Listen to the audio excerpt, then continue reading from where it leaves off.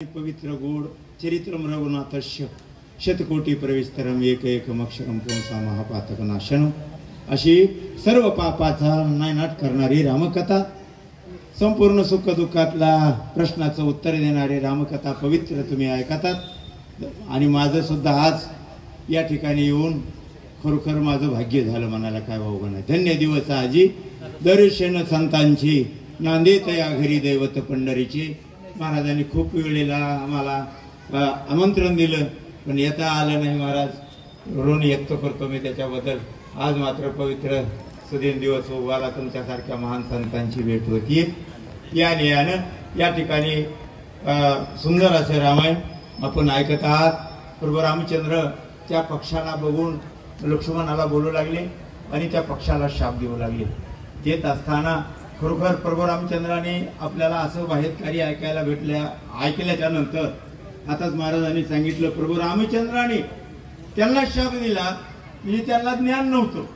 मग प्रभू रामचंद्राने असं का करावा, दुसरा एक प्रश्न आणखीन असा निर्माण होतोय।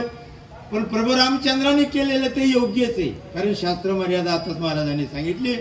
कारण सगळ्याला मर्यादेनं वागण्याकरता हा त्या ठिकाणी अट्टास केला प्रभू रामचंद्राने। सगळ्यांना मर्यादामध्ये राहावा, मर्यादाचं उल्लंघन कुणीही करता कामा नाहीये असं या न्यायानं त्या मुख्य प्राण्याला सुद्धा मर्यादाच घालून दिली रामाने आणि सांगितलं तुमचं दिवसा आणि संध्याकाळी त्या ठिकाणी आणखीन भेट होणार नाहीये। कारण का एक पक्षी त्या बाजूला बसलेला असतो वड्याच्या कडीला, दुसऱ्या बाजूला या वड्याच्या कडीला बसलेला असतो आणि त्या दोघांची तळमळ झालेली असते आपली कधी भेट होईल म्हणून, सारखं तळमळ।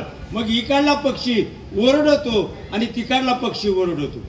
त्याला वाटतं ह्या इकडल्या तीराच्या पक्षाला वाटतंय की माझा जोडीदार ह्या पलीकडल्या तीराला आहे, त्या तीराच्या पक्षाला वाटतंय माझा जोडीदार या तीराच्या तीराला आहे।